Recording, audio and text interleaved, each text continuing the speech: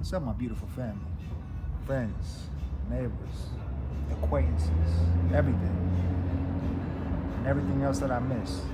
I'm on page 70 here, and I'm gonna do this for the fourth time. Well, I'm over at Cafe 180. We just got done volunteering, yeah, taking notes. It's important.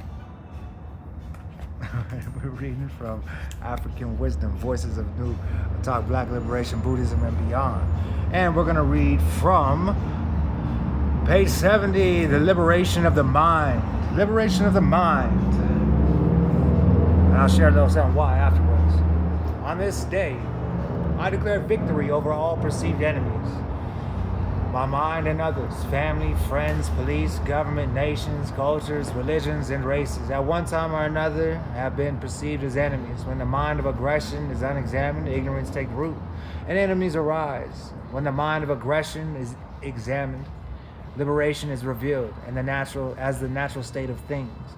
There are no enemies, only minds, either clear or confused, processed or unprocessed, restful or anxious. I do not suffer because of enemies. I suffer because I do not examine the nature of perception.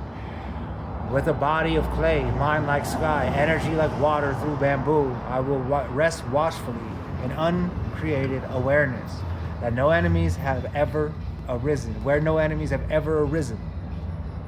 If there are enemies, there is no victory. The only way to win is to declare true victory. To declare victory means you have never lost, because your nature has never fought. And your nature is what?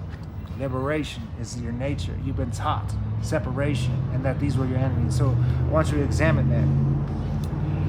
I do not suffer because of enemies. I suffer because I do not examine the nature of perception. One of my theos told me this.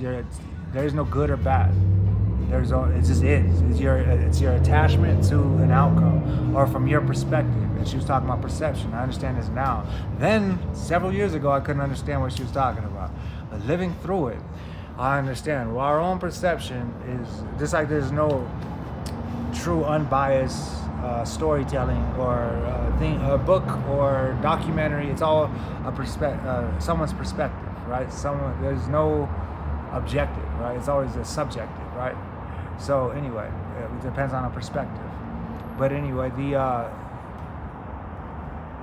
I've always thought when you are separated, when I'm your opposition or when you're competing with me, you just lowered yourself. You're just like Jesus said, there's going to be a time when we do something even greater than Jesus. Jesus didn't put himself as king. Jesus was king, is king. Jesus is king. He didn't have to. He didn't get it. He is it. And he didn't compete with somebody. He said, we're one.